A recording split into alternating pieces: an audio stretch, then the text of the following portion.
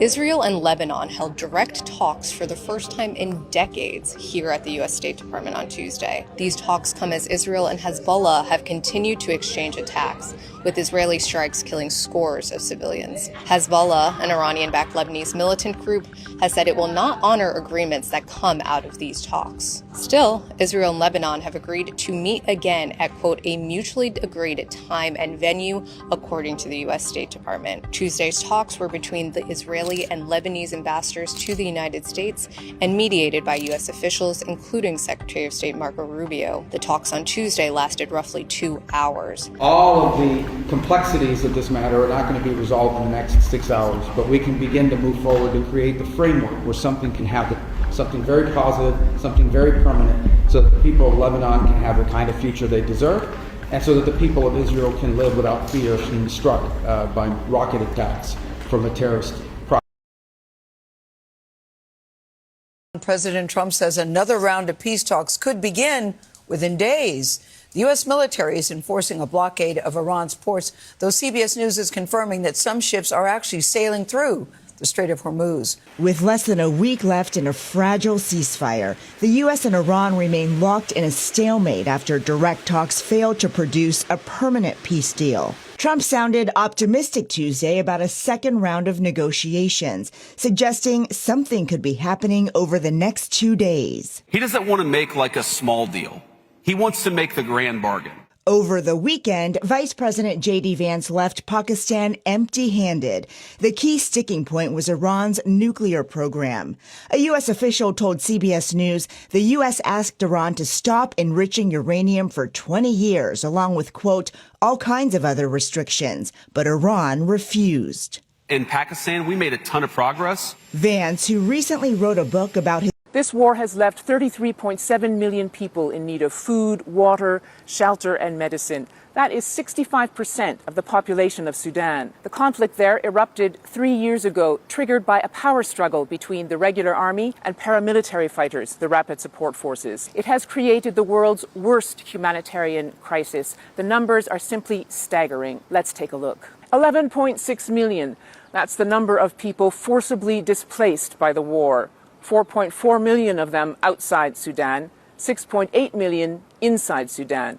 Actually, it's 9.1 million inside Sudan if you count those who were already displaced by conflict before the war, and 3 out of 5 of those are children. More than 28 million people face acute hunger because they don't have access to enough food due to fighting and the collapse of the economy. Here's something to think about. Nearly 1/3 of displaced households say at least one member goes a whole day and I'm standing on a corn and soybean farm in Hull, Illinois. It's, as you can see, super rural. It's on the Missouri border in southwest Illinois, and it's literally half a world away from the war in Iran. But amid its ripple effects, fourth-generation farmer Rod Bushmeyer and his family already fear ending their second year in a row in the red. Yeah, you can only do that so many years. Hopefully it's cyclical. We're in a down cycle, and hopefully we'll head up. He says last year it was the tariffs that did them in, and this year it's the still soaring costs of diesel fuel and fertilizer. We're at the mercy of everything. Mercy of the weather, we're at the mercy of the markets, at the mercy of the government. Like I said, I'm not a very political person, but everything affects our prices, it seems like, in one way or another. Rod actually told me back in the 90s, this land, his family's land. Just how bad could things get for the global economy? Those inside the International Monetary Fund are warning of more pain ahead because of the conflict in the Middle East. Now, given the fluidity of the situation, they have modeled 3 different scenarios. In all of them, the outlook for global growth goes from bad to worse to terrible. Unemployment will be high.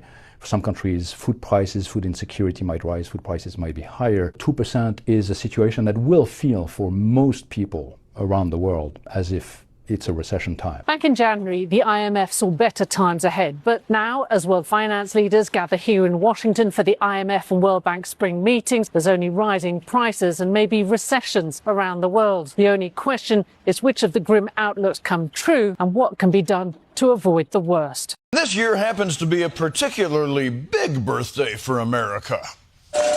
Communities from sea to shining sea, celebrating 250 years since the Declaration of Independence was signed, proclaiming freedom from Great Britain and the birth of a new nation. Happy birthday, America! Are you one? Are you two? Are you three? And so on. America's semi-quincentennial is here, and to throw its semi-quinceañera, I hope we have a great party planner.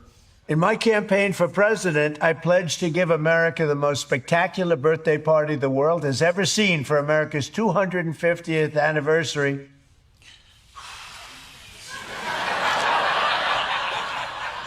Okay. Sure, Trump.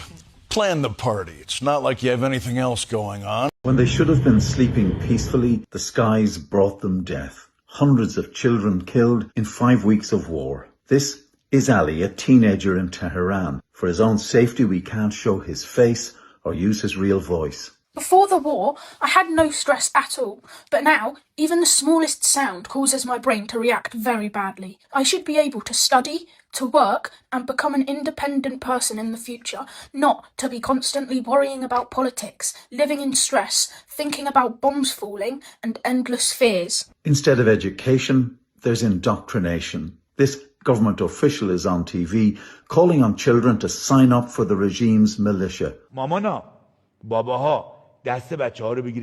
Do you want your son to become a man? Asks the official on television. Send your children at night to the roadblocks.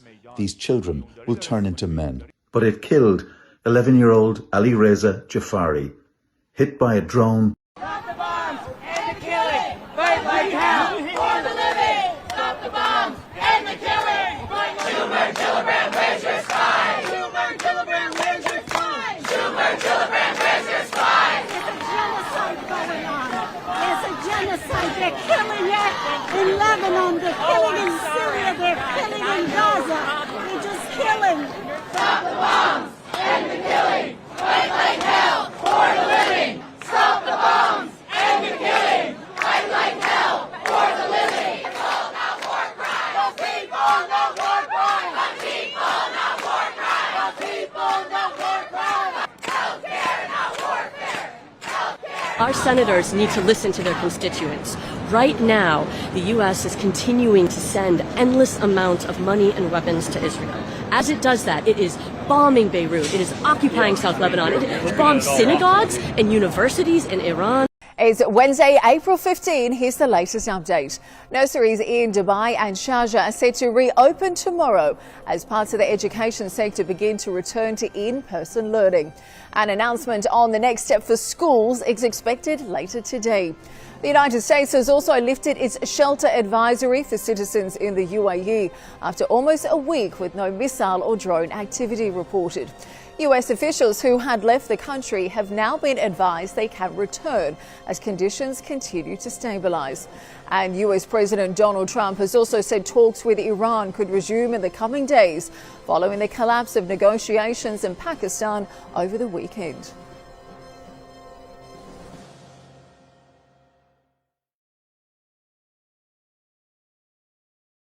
Democrats are attempting to invoke the 25th Amendment against President Donald Trump. A bill introduced by Jamie Raskin would create a commission to assess whether Trump is fit to remain in office under Section 4 of the amendment. The move is driven by national security concerns as the president continues to threaten escalation with Iran. If they don't agree, there's no deal. There'll never be a deal. Iran will not have a nuclear weapon. The proposal faces steep hurdles in a Republican-controlled Congress and is unlikely to pass, even if it moves forward. The commission would have the power to temporarily remove Trump only if Vice President J.D. Vance signed off. Section 4 of the 25th Amendment allows the vice president and a majority of the cabinet, or in this case another body created by Congress, to declare the president unable to perform the job. In a modern scenario, the majority of the 15 cabinet positions would need to agree with the vice president to invoke the 25th Amendment, according to a 2018 Congressional Research Service report. If all of that happens, the vice president would immediately take over.